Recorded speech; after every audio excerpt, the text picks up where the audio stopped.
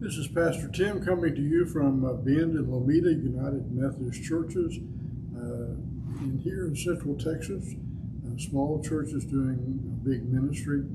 We have been doing a podcast on the Bible, various ways, themes and books and stories, just out of increasing the knowledge of the Bible. But this week, General Conference is meeting. This is our once every 4 years. Because of COVID, it's been 8 years.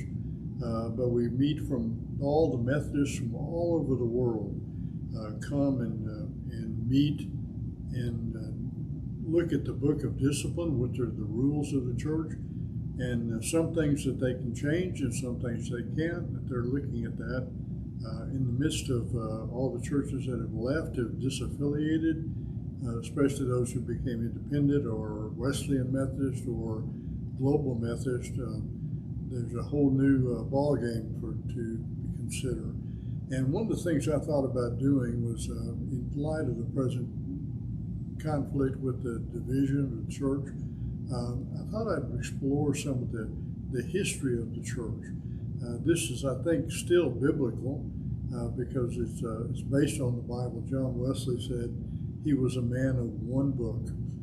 Although he's very learned in many languages, read a lot, it was the Bible that counted the most. So I thought we'd talk about where Methodists came from, how we came into being. It all began back with the Henry VIII.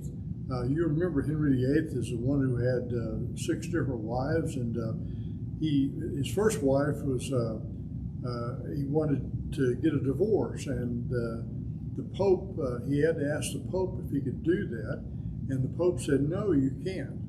And so Henry VIII, being a kind of a cantankerous guy, said, well, we're just going to separate from the Roman Church, but we won't be Roman Catholic anymore. So they established the Church of England.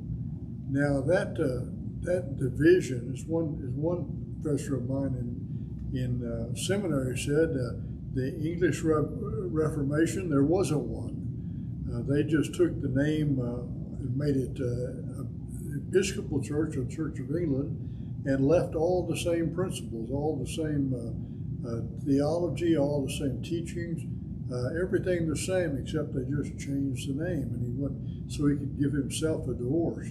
But there was a lot more turmoil after that because some of the royal family were Catholics and some were Church of England. And so every time the monarch changed, the religion that was accepted was changed. And so they had various things that happened.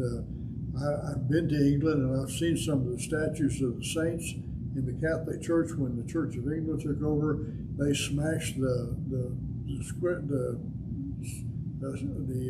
statues. And then the Catholics would take back over and outlaw the Church of England. And so there was a lot of conflict. Out of that conflict came a variety of things. One of them was the King James Version of the Bible. The king wanted to make a version of the Bible that was acceptable to Protestants and Catholics. And so he had a group of scholars to research and write the most up-to-date translation of the time. But even then, they were scholars. They were archaic in their language. The people of England didn't speak the way that the King James English was, and so it was out of date as far as the popular idiom, even when it was written. So you can imagine how much it is now, 400 years later. But they wrote a translation that tried to be acceptable to everyone. They also created a worship service that was supposed to be acceptable to everyone. It was the same. It was rather mundane. It was not too exciting to people, and the clergy had very intellectual type sermons. That, frankly, I've read some of them, and they would put paint to sleep.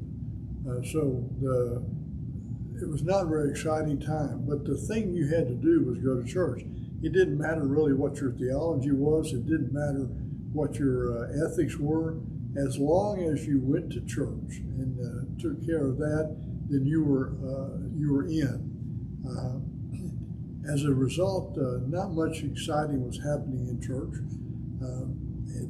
Plus the fact that you had to buy your pew for the year. So unless you were fairly wealthy, you couldn't go to church. You didn't have anywhere to sit. So it's only the landowners that got the more wealthy people that got to go to church. So there was a whole group of people who weren't even allowed to go to church. And John Wesley, his father and his grandfather both were Church of England pastors, although both of them were a little bit rebellious about that and caused dissension and caused some consternation from their higher-ups. But into that world, John Wesley came. And so he saw a need for a change. He saw something that needed to be active in the faith. He wanted people to have to do something and to get excited about the faith. And so that lays the foundation for the Methodist Church. People excluded, people that were not excited about their faith, people that didn't have a faith that made any difference in their everyday lives. That was the world in which John Wesley was born. And so it sets the stage for the Methodist movement in 1700s in Church of England. So we'll go on the next turn around. We'll talk about how John Wesley came to be and what his background was. I'll see you next time.